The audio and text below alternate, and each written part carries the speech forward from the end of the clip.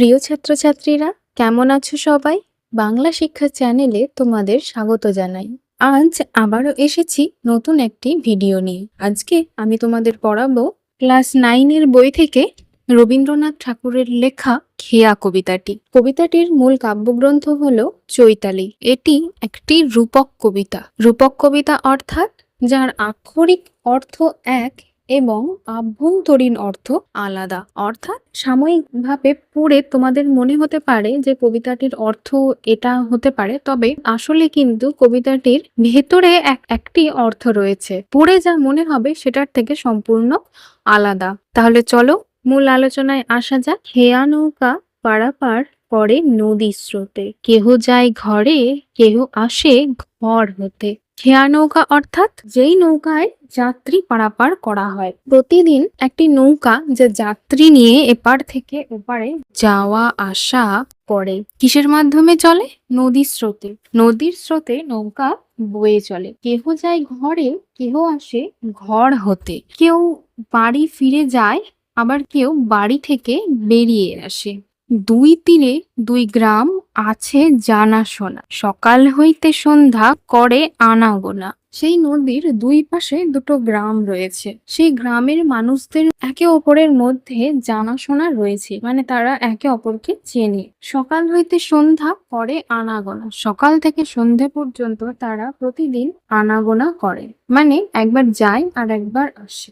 পৃথিবীতে কত দ্বন্দ্ব, কত সর্বনাশ, নূতন নূতন কত গড়ে ইতিহাস। পৃথিবীতে কত দ্বন্দ্ব। কিসের দ্বন্দ্ব? ক্ষমতার দ্বন্দ্ব। কেউ ক্ষমতা পাওয়ার জন্য যুদ্ধ করছে, আবার কেউ নিজের ক্ষমতা রক্ষা করার জন্য যুদ্ধ করছে।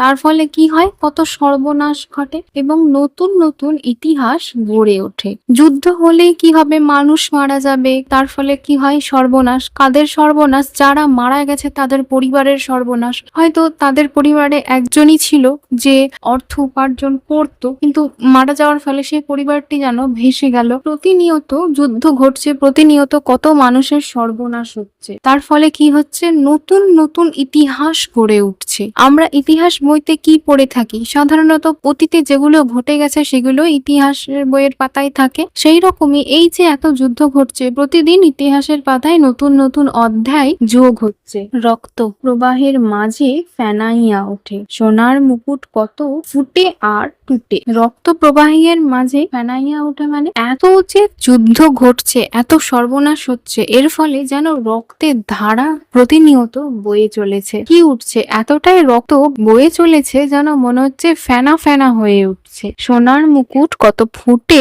আর টুটে। ফুটে অর্থাৎ মাথায় ওঠে, আর টুটে অর্থাৎ ভেঙে পড়ে। কারো মাথায় সোনার মুকুট উঠছে, আবার কারো মাথা থেকে সোনার মুকুট নেমে যাচ্ছে। কিসের জন্য?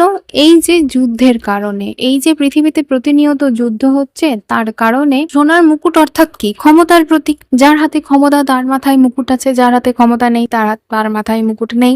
এই যে ক্ষমতার লোভে, ওই সোনার মুকুটের লোভে যে প্রতিনিয়ত মানুষ ঝামেলা যুদ্ধ করে চলেছে, তার ফলে কি হচ্ছে? যে জিতে যাচ্ছে যুদ্ধে তার মাথায় মুকুট উঠছে, এবং যে হেরে যাচ্ছে, পরাজিত হচ্ছে, তার মাথা থেকে মুকুট নেমে যাচ্ছে। সভ্যতার নবনব কত তৃষ্ণা ক্ষুধা, উঠে কত হলাহল, উঠে কত সুধা। এই যে সভ্যতার, আমি যখন রাজা হলাম তখন আমি আমার নিয়ম, আমার মন মতো করে এই দেশ চালাবো। আবার আমাকে যখন কেউ পরাজিত করে দেবে, তখন যে পরাজিত করবে, যার কাছে আমি পরাজিত হব, সে তার মতো করে দেশ চালাবে। তাহলে এই আমার সময়ে একরকম সভ্যতা ছিল, তার সময়ে তার মতো আর এক রকম সভ্যতা হবে। এই যে সভ্যতার পরিবর্তন, নতুন নতুন সভ্যতা, এবং তার জন্য যে খিদে, ক্ষুধা অর্থাৎ খিদে, তৃষ্ণা অর্থাৎ তেষ্টা, সেই খিদে তেষ্টার কারণেই কিন্তু এত যুদ্ধ। আমার মধ্যে যদি রাজা হওয়ার খিদে না থাকে, তাহলে তো আমি যুদ্ধ করতে যাব না, আমি তো সাধারণ মানুষের মতোই বেঁচে থাকবো।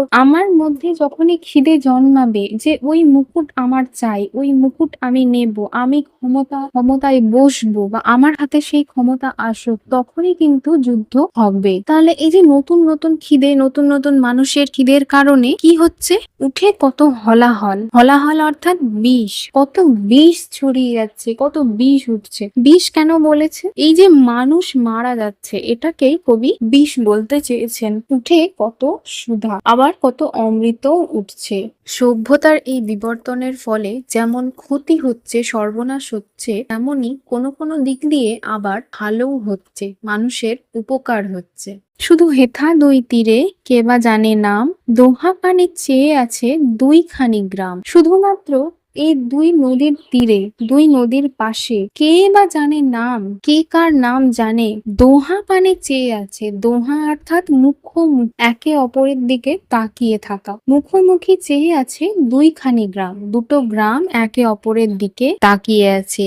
কেউ এই গ্রামের নাম কেউ জানে না, কেউ জানে না অর্থাৎ কবি নিজের কথাটাই এখানে বলতে চেয়েছেন যে কবি এই প্রতিটি অপর দুই গ্রামের নাম জানেন না, কিন্তু তিনি দেখেছেন যে দুটো নদীর ধারে দুটো গ্রাম আছে এবং তারা একে অপরের মুখোমুখি তাকিয়ে আছে। এই খেয়া চিরদিন চলে নদী স্রোতে, কেহ যায় ঘরে, কেহ আসে ঘর হতে। এই যে এই নৌকা চিরদিন নদীর স্রোতে চলে, চির সময় প্রতিদিন প্রতিনিয়ত বয়ে চলেছে। কেউ ঘরে যায়, আবার কেউ ঘর থেকে আসে। বোঝা গেল? এবার বলি একটা কথা, এটি ছিল কবিতাটির আক্ষরিক অর্থ। এবার কবিতার অভ্যন্তরীণ অর্থ তোমাদের যদি আমি জানিয়ে রাখি তাহলে তোমরা খুব সহজে এটি বুঝতে পারবে। খেয়া নৌকো অর্থাৎ আমাদের এই জীবন তরী, জীবন নৌকো। জীবন নৌকের দুই পাশে কি রয়েছে? দুইখানি গ্রাম। দুইখানি গ্রাম অর্থাৎ জন্ম এবং মৃত্যু। আমাদের জীবন দিয়ে কবিতাটি কবি বুঝিয়েছেন। আমাদের এই যে জীবন, আমরা আজ বেঁচে আছি, কাল নাও থাকতে পারি। প্রত্যেকেরই জন্ম হয়েছে, প্রত্যেকেরই মৃত্যু হবে। এই দুটো গ্রাম আর এই মাঝখানে যে জীবন নৌকো, এই যে আমাদের সারাটা জীবন, এই জীবনে কি কি ঘটে? মানুষের মনে হিংসা থাকে, দ্বন্দ্ব থাকে, ক্ষোভ থাকে, লোভ থাকে। সেই কারণেই কিন্তু এত ঝামেলা, এত যুদ্ধ, এত সর্বনাশ হয়, এত রক্তের নদী বয়ে চলে। এই যে প্রতিটি মানুষের মধ্যে যদি হিংসা, লোভ এগুলো না থাকতো তাহলে কিন্তু এত যুদ্ধ হতো না। এই যে জীবন আর মৃত্যু, এই জীবন মৃত্যুকেই কবি এইভাবে বুঝিয়েছেন। এই জন্মের সময় আমরা কিছু কি নিয়ে আসি? কিছু নিয়ে আসি না। মৃত্যুর সময়ও কিন্তু আমরা খালি হাতেই যাই, আমরা কোনো কিছু নিয়ে যেতে পারি না, বাড়ি গাড়ি কোনো কিছুই আমরা নিয়ে যেতে পারি না। কিন্তু এই জীবনে কি করি? আমরা হিংসা করি, লোভ করি, আশা করি, যুদ্ধ করি। সেই কারণে পৃথিবীতে এত যুদ্ধ হয়, এত সর্বনাশ হয়, এত এত মানুষ মারা যায়, বিষ ওঠে, অমৃত ওঠে। কি কারণে করি? ক্ষমতার লোভে। ক্ষমতার লোভে আমরা এগুলো করে থাকি। বোঝা গেল? আশা করি তোমাদের কবিতাটি খুব ভালো লেগেছে। যদি ভালো লেগে থাকে তাহলে লাইক, শেয়ার এবং সাবস্ক্রাইব করে দিও। ধন্যবাদ।